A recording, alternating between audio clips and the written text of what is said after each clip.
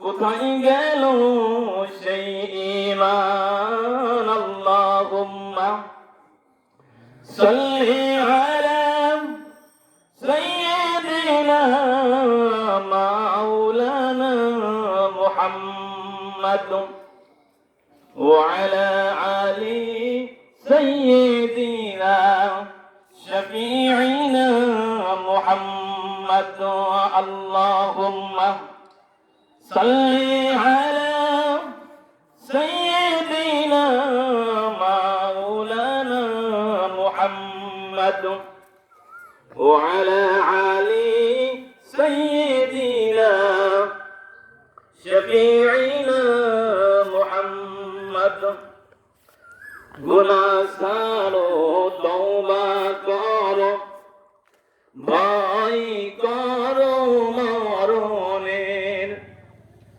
গুনাহ ছাড়ো তওবা করো ভয় করো মরণের এক সেকেন্ডের বয়স নাই রে তোমার আমার জীবনে লা ইলাহা ইল্লাল্লাহ লা ইলাহা ইল্লাল্লাহ লা ইলাহা ইল্লাল্লাহ হিংসা ছাড়ো নিন্দা ছাড়ো হিংসা ছাড়ো নিন্দা ছাড়ো ছাড়ো মনের অহংকার সময় থাকিতে তওবা করো দিলটা করো পরিষ্কার লা ইলাহা ইল্লাল্লাহ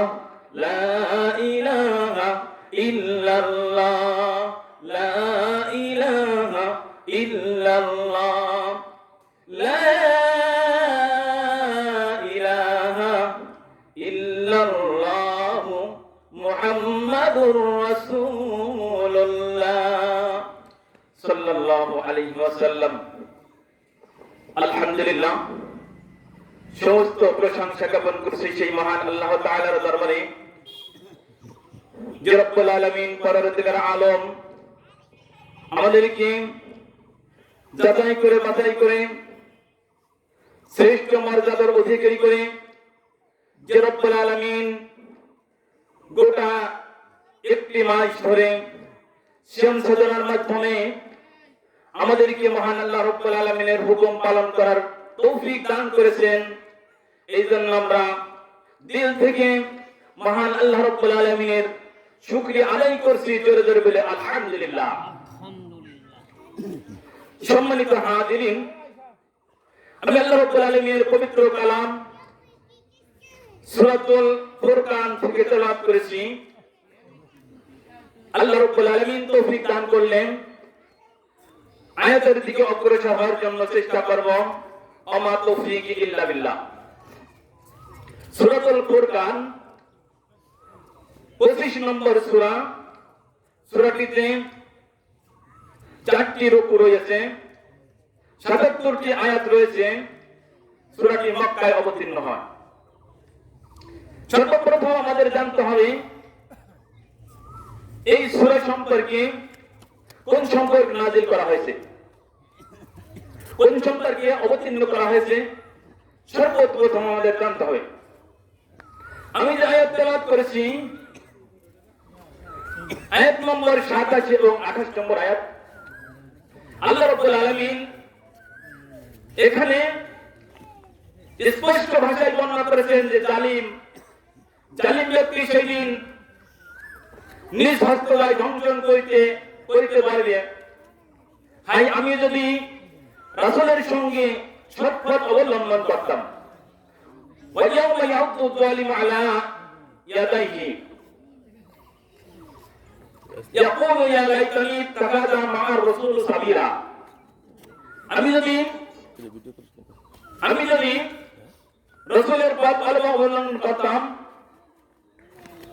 হাই আমি যদি সঠিক পথের অনুসরণকারী হতাম, ওই দিন কিন্তু আফসোস করবে, হাই দুর্ভোগ, হাই দুর্ভোগ আমার, আমি যদি অমুককে বন্ধুরূপে গ্রহণ না করতাম। আয়াতের সরল অনুবাদ,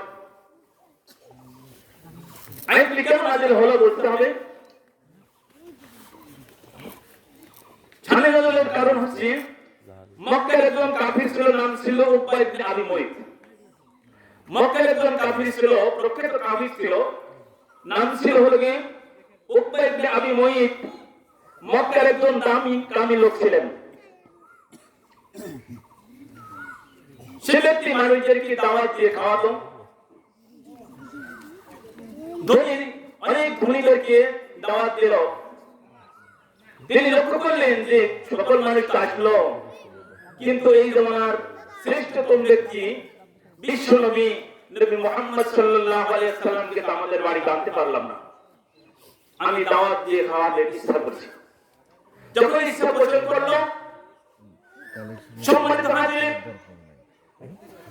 উকবা ইবনে আবি মুইত আল্লাহর নবী হুজুর পাক সাল্লাল্লাহু আলাইহি ওয়াসাল্লামের নিকট চলে গেলেন। গিয়ে ডাকতে বলছেন, হে আব্দুল্লাহ ইবনে মুহাম্মদ, আমি আহ্বান করছি আপনাকে, আমার বাড়িতে দাওয়াত দেওয়ার জন্য আহ্বান করছি, কিন্তু সে তো বিধর্মী, সে তো কাফির, আল্লাহর নবী যাইতে পারেন না। কিন্তু নাই রহমতের নবী, দরদি নবী, আখির নবী, উম্মতের কান্ডারি নবী, নবী ভবিষ্যতের ভালো কিছু চিন্তা ভাবনা করে তিনি বললেন, আমি তো তোমার বাড়ি দাওয়াত খাইতে পারি না, তুমি ধর্মী, তুমি কাফির, তুমি বেঈমান, তুমি বিধর্মী। এই শর্তে তোমার দাওয়াত গ্রহণ করতে পারি যদি তুমি ইসলাম কবুল করো, কলেমা পড়ে মুসলমান হয়ে যাও। উকবা ইবনে আবি মুইত চিন্তা করলো, যেভাবেই হোক না কেন এই ব্যক্তিকে আমার বাড়ি নিয়ে হবে, দাওয়াত দিতেই হবে, তাকে আহ্বান করতেই হবে, যেহেতু হাদিস শরীফে এসেছে। একবার আল্লাহর নবী হুজুর সাল্লাল্লাহু আলাইহি ওয়াসাল্লামের নিকটে এসে ডাকতে বলছেন, ইয়া রাসূলুল্লাহ, ইয়া হাবিবাল্লাহ, ইসলামের কোন অভ্যাসটি উত্তম? আল্লাহর নবী বললেন, ওয়ালা তুআম আতুআম আতুকরিউ সালাম আলা মান আরাফা ওয়া মান লাম তারিক, মুত্তাফাকুন আলাইহি। আল্লাহর নবী হুজুর সাল্লাল্লাহু আলাইহি ওয়াসাল্লাম বললেন, দুইটা কাজ উত্তম, অপরকে খানা খাওয়ানো এবং সালামের রীতি প্রচলন করা, সালাম দেওয়া, সালাম বিনিময় করা। আমরা মুসলমান, আমাদের সালামের রীতি প্রচলিত থাকবে।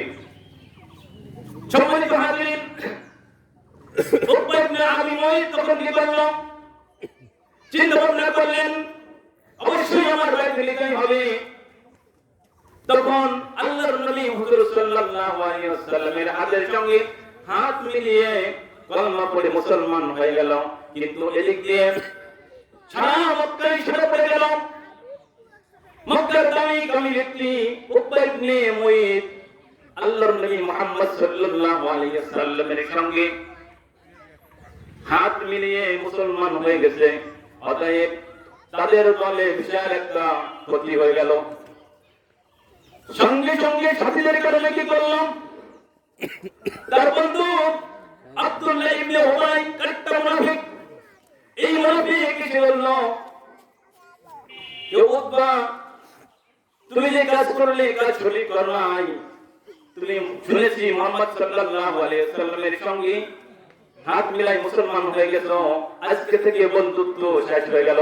অতএব তোমাকে বন্ধুরূপে আর গ্রহণ করতে পারলাম না, অতএব তুমি আমাদের সঙ্গে আর থাকতে পারবে না। ডাক্তার হচ্ছে বন্ধু, বেকায়দায় পড়েছিলাম, কায়দায় নয়, কলমা পড়ে মুসলমান হয়েছে উপরে, কিন্তু অন্তরে করি নাই। আব্দুল্লাহ ইবনে উবাই ডাকতে বলছে, যদি সত্যিকারে বলে থাকো তাহলে প্রমাণ করে দেখাতে হবে। কি প্রমাণ করে দেখাতে হবে?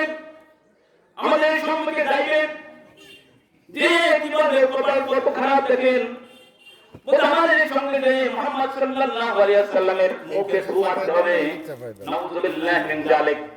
তাহলে আমরা বুঝতে পারবো যে তুমি প্রকৃতভাবে কলমা পড়ে মুসলমান হও না। সম্মানিত হাজিরিন, আমি আপনাদেরকে বলতে চাই, মায়ের পেট থেকেই কোন ব্যক্তি খারাপ আচরণ শিখে না, মায়ের কাছ থেকেই কোন ব্যক্তি ভালো কোনো কিছু শেখে না, গর্বতে শিখে নাই।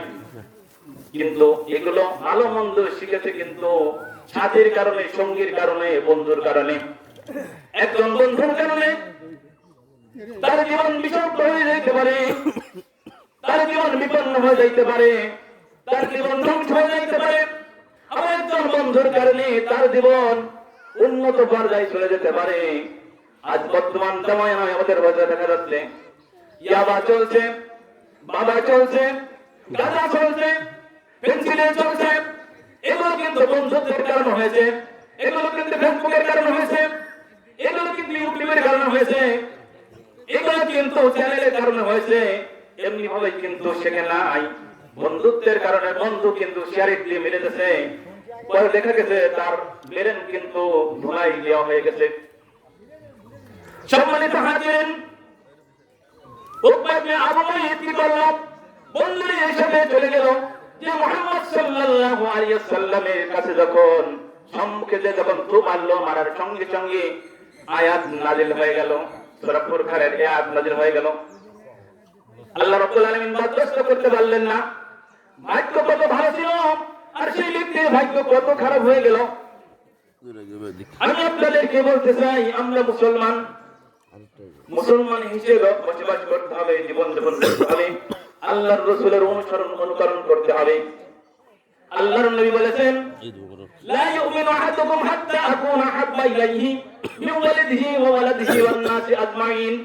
তোমরা ততক্ষণ পর্যন্ত পূর্ণাঙ্গ মুমিন, মুসলমান, মুত্তাকিন হইতে পারবে না যতক্ষণ না পর্যন্ত আমি মুহাম্মদ সাল্লাল্লাহু আলাইহি ওয়াসাল্লাম তোমাদের পিতামাতা, তোমাদের সন্তান সন্ততি, তোমাদের এমনকি নিজের জানের বিনিময়ে আমি মুহাম্মদ সাল্লাল্লাহু আলাইহি ওয়াসাল্লামকে ভালোবাসিবে না। সম্মানিত হাজিরিন, কিতাবুল মাজাজে ওঠে হাদিস, কিতাবুল মাজাজে স্পষ্টভাবে বর্ণনা করা হয়েছে, সঙ্গী সাথীর কারণে, কোন বেঈমান কাফেরের কারণে কিন্তু মুসলমান ধ্বংস হয় নাই। মুসলমান ধ্বংস হয়েছে মুসলমানের কারণে, মুনাফিক মার্কা মুসলমানের কারণে, বদলির মার্কা মুসলমানের কারণে। কারণ বদরের যুদ্ধে যখন লিহায়ান গোত্রের সুলাইফার ছেলে মারা যায়, সুলাইফার ছেলে মারা যায় মুসলিম সেনা আসিমের হাতে, তখন সে মূর্তিগুলোকে সম্মুখে রেখে ডাকতে বলতেছেন, ও মা, তোমাকে নিয়ে আমি ওয়াদা করতেছি, তোমার সম্মুখে ওয়াদা করতেছি যে মুসলিম সেনা আমার ছেলেকে হত্যা করেছে, তার প্রতিশোধ না নিয়ে, তার মাথা দিয়ে আমি মদ না পান করে ঘরে ফিরবো না। এই সংবাদ যখন শোনা গেল, তখন তাদের সবাই সব ব্যক্তিদেরকে ডাকলাম, তাদের আপনজনদেরকে ডাকলাম, তাদের কাফিরদেরকে ডাকলাম, তাদের নাস্তিকদেরকে ডাকলাম, তাদের বেঈমানদেরকে ডাকলো। বলছে যে কিভাবে ওই ব্যক্তিকে আনা যায়, যেভাবে ওই করতেই হবে। ডাকতে বলছে ধরার একটা কৌশল আছে, কিছু মুনাফিক মার্কা মুসলমান আছে, ওই কিছু মুনাফিক মার্কা মুসলমানদেরকে কিছু টাকা দিলেই, কিছু অর্থ দিলেই তারা ঠিক হয়ে যাবে, অতএব কাটা দিয়ে কাটা খুলতে হবে। তখন কি করলাম, ওই গ্রুপটা মুসলমানদের একটা গ্রুপ নিয়ে তাদেরকে কিছু লোক দেখালো, তাদেরকে কিছু প্রলোভন দেখালো, দেখানোর সঙ্গে সঙ্গে তারা রাজি হয়ে গেল। তারা ডাকতে বলতেছে, আল্লাহ রাসূলের নিকট চলে আসলো, চলে এসে বলতেছে, ইয়া রাসূলুল্লাহ, ইয়া হাবিবাল্লাহ, লিহান গোত্রের অনেক মানুষ মুসলমান হয়ে গেছে, অতএব তারা এখন ইসলাম শেখে নাই, তারা এখনো কোরআন শেখে নাই, তারা এখনো দ্বীন শেখে নাই, তারা এখনো ধর্ম শেখে নাই। তাদেরকে শিক্ষা দিতে হবে, তাদেরকে কোরআন শিক্ষা দিতে হবে। অতএব আমাদের একটা টিম গিয়ে তাদেরকে আমরা শিক্ষা প্রদান করব, আপনি একটা গ্রুপ সেট করে দেন। আল্লাহর নবী হুজুর সাল্লাল্লাহু আলাইহি ওয়াসাল্লামকে ধোঁকা দিয়ে বোকা বানাতে চাচ্ছে ওই মুসলমানেরা, ওই মুনাফিকেরা, কিন্তু আল্লাহর নবী বুঝতে পারেন নাই। আল্লাহর নবী হুজুর সাল্লাল্লাহু আলাইহি ওয়াসাল্লাম কিতাবে আছে 7 অথবা 9 সদস্য বিশিষ্ট একটা কমিটি গঠন করলেন। 7 অথবা 9 সদস্য বিশিষ্ট একটি কমিটি গঠন করে আল্লাহর নবী হুজুর সাল্লাল্লাহু আলাইহি ওয়াসাল্লাম ওই লিহান গোত্রের দিকে পাঠিয়ে দিলেন। যখন তারা চলে যাবে, কিতাবে আছে ওই লিহান গোত্রের ভিতরে যখন চলে যাবে, আল্লাহর নবী যাদেরকে সেট করে দিলেন, কিন্তু আসেম কিন্তু ওই দলের ভিতর নাই। আবার সব পরামর্শ দিলেন, খুব পরামর্শ দিলেন যে ইয়া রাসূলুল্লাহ ইয়া হাবিবাল্লাহ আসিমের কণ্ঠ ভালো, আসিমকে যদি দিতে পারি আরো কোরআন প্রচারে আরো ভালো হবে, খুব সুন্দর করে শিক্ষা দিতে পারবে। আল্লাহ নবী হুজুর সাল্লাল্লাহু আলাইহি সাল্লাম সেট করে দিলেন যে আসিম তুমি যাও। আসিম যখন চলে আসলো, নির্দিষ্ট স্থানে যখন পৌঁছে গেল, আসিম বলতে পারলো যে আমরা তো ধোঁকা খেয়ে গেছি, আমরা তো মুনাফিকের কবলে পড়ে গেছি, আমরা মুনাফিক মার্কা মুসলমানদের কবলে পড়ে গেছি।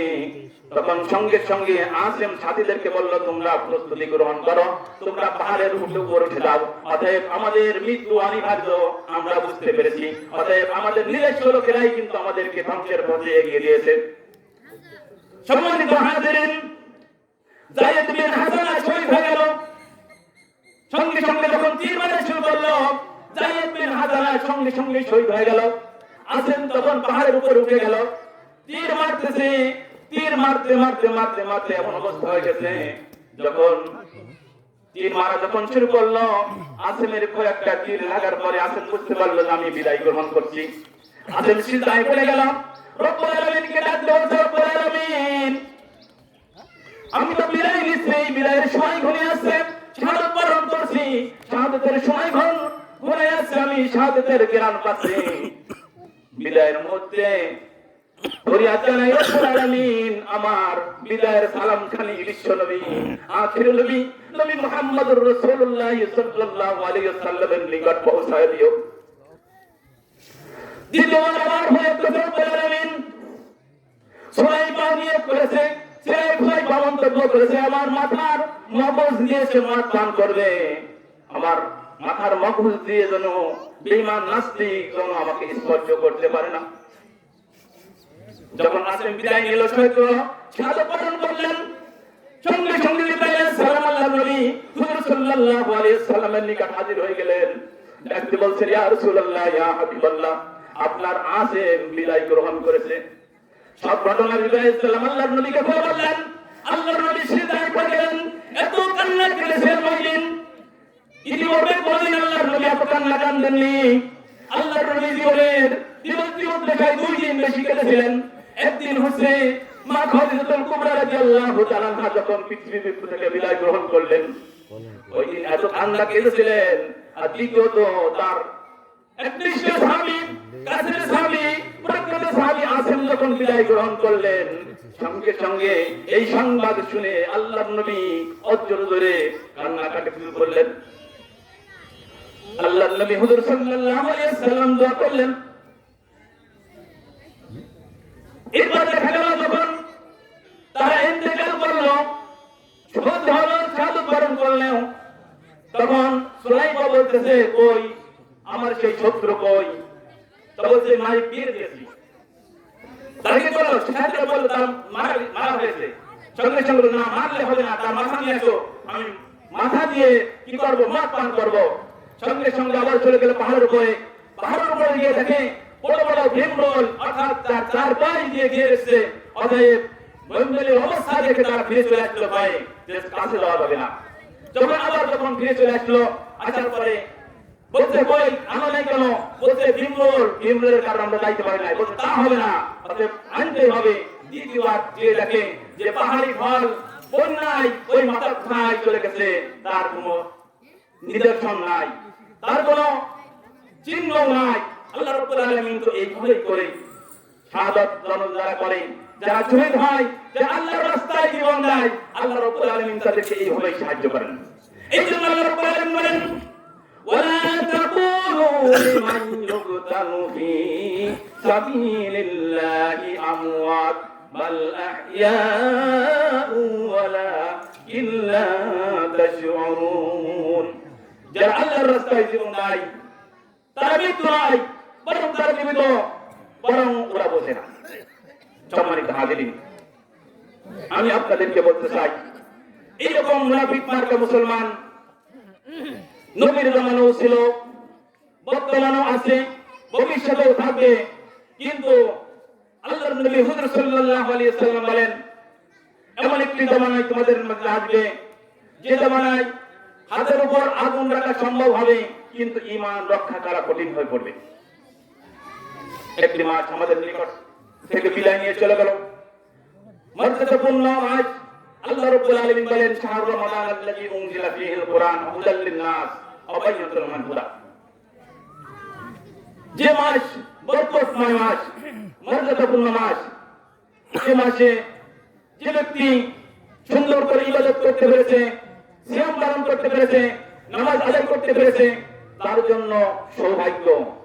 আর যে করতে পারে না তার জন্য দুর্ভাগ্য। যেহেতু হাদিস শরীফে এসেছে قال رسول الله صلى الله عليه وسلم من صام رمضان ايمانا واحتسابا غفر له ما تقدم من ذنبه।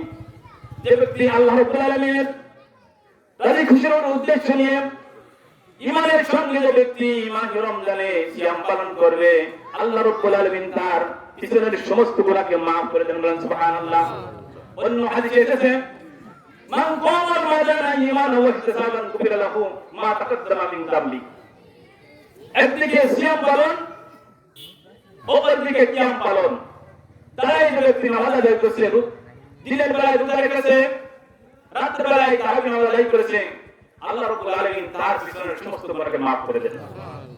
সম্মানিত হাজিরিন, আজ ঈদের ময়দান, আমরা ঈদের ময়দান থেকে ওয়াদা করতে পারি না যে মালিকুল মউত আসার আগ মুহূর্ত পর্যন্ত যে আল্লাহ রাব্বুল আলামিন আমাদেরকে এক ওয়াক্ত নামাজও যেন আমাদের কাজা না যায়। বলেন সকলে আজ থেকে আমরা ইয়া আল্লাহ আপনার নিকট ওয়াদা করছি মালিকুল মউত আজরাইল আলাইহিস সালাম আসার পূর্ব মুহূর্তে আমরা যেন এক ওয়াক্ত নামাজ ছেড়ে না দেই। আল্লাহ আপনি কবুল করেন। সকলে বলে আমিন। সম্মানিত হাজিরিন, সময় তো ঘনিয়ে আসছে। শেষ বলদার সব বলদার, শেষ বলদার সব বলদার হাদিসের কথা হচ্ছে একটাই।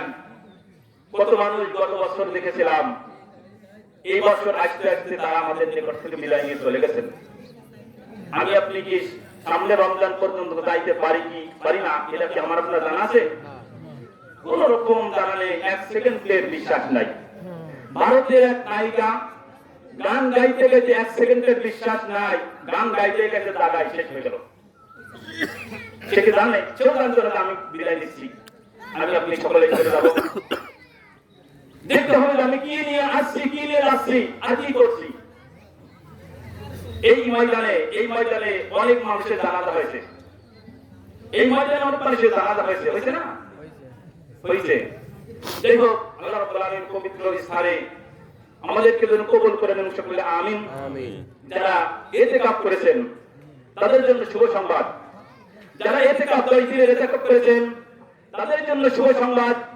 2টি হজ এবং 2টি উমরা সওয়াব আল্লাহ রাব্বুল আলামিন দান করেছেন। বলেন সুবহানাল্লাহ। সম্মানিত হাজিরিন, আজ ঈদের দিন আমরা যে সাদাকাতুল ফিতর আদায় করেছি, সাদাকাতুল ফিতর আদায় করতে হয়। এই যে আমাদের রোজা রেখেছি, এটা ক্ষতিপূরণ স্বরূপ আমাদেরকে আল্লাহ রাব্বুল আলামিন maaf করে দিবেন। হাদিসে দেখলাম যে আমাদের রোজাগুলো আসমান জমিনের মাঝখানে ঝুলন্ত অবস্থায় থাকে। আমরা যে ফিতর আদায় করি, এর বদলে আল্লাহ রাব্বুল আলামিন আমাদের ফিতরগুলো কবুল করে নেন। সম্মানিত হাজিরিন, এই ফিতর আদায় করা প্রত্যেকটি ব্যক্তির জন্য কি কর্তব্য। যে ব্যক্তি 7.5 ভরি স্বর্ণ অথবা 52 ভরি রূপার মালিক হবে, 1 বছর অতিবাহিত হবে, অত সমপরিমাণ সম্পদের মালিক, তার উপর কিন্তু হজ ফরজ, তার উপর কিন্তু কি এই ফিতর ওয়াজিব, ফিতর দিতে হবে। আর যাকাত যার মাল আছে, সম্পদ আছে, একই কায়দার কায়দা। যাকাতের ব্যাপারটা কি? ভূমির যাকাত আছে, মালের যাকাত আছে, সম্পদের যাকাত আছে, গৃহবধূ পশুর যাকাত আছে, ব্যবসায়ের যাকাত আছে, সবকিছুর যাকাত আছে। আমাদের শরীরের যাকাত আছে, যে আমাদের শরীরের যাকাত দিলে আমরা মাহে রমজানে রোজা রাখছি না। সম্মানিত হাজিরিন, এই সাদাকাতুল ফিতর আদায় করতে হয় ঈদের ময়দানে আসার পূর্বে।